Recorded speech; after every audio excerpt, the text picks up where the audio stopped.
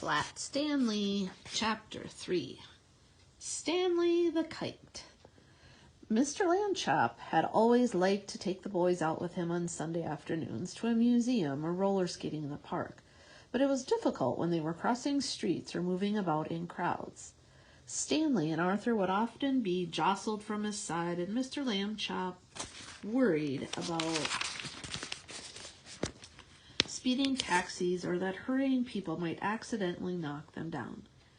It was easier after Stanley got flat. Mr. Lambchop discovered that he could roll Stanley up without hurting him at all.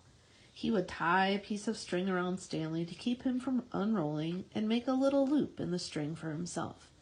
It was as simple as carrying a parcel, and he could hold on to Arthur with the other hand. Stanley did not mind being carried because he had never much liked to walk. Arthur didn't like to walk either, but he had to. It made him mad.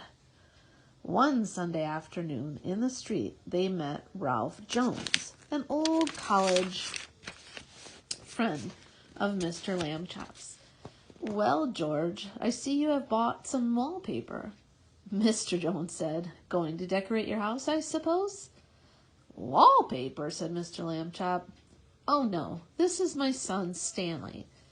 He undid the string, and Stanley unrolled. "How do you do?" Stanley said. "Nice to meet you, young feller," the man said. "George," he said to Mr. Lambchop, "that boy is flat." "Smart, too," Mr. Lambchop said. "Stanley is third from the top in his class at school." "Phooey," said Arthur. "This is my younger son, Arthur," Mr. Lambchop said, "and he will apologize for his rudeness."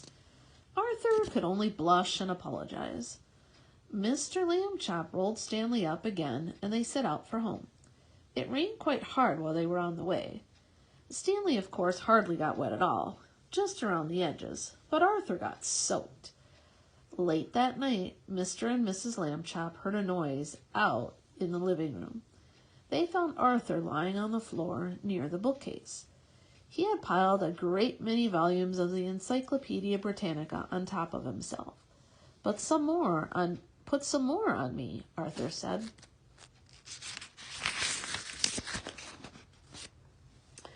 When he saw them, "Don't just stand there. Help me." Mr. and Mrs. Lambchop sent him back to bed, but the next morning they spoke to Stanley.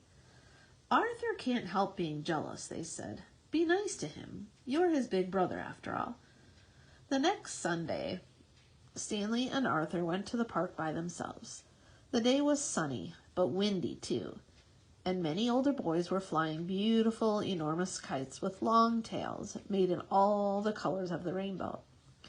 Arthur sighed. "Someday," he said, "I will have a big kite, and I will win a kite-flying contest and be famous like everyone else. Nobody knows who I am these days." Stanley remembered what his parents had said. He went to a boy whose kite was broken and borrowed a large spool of string.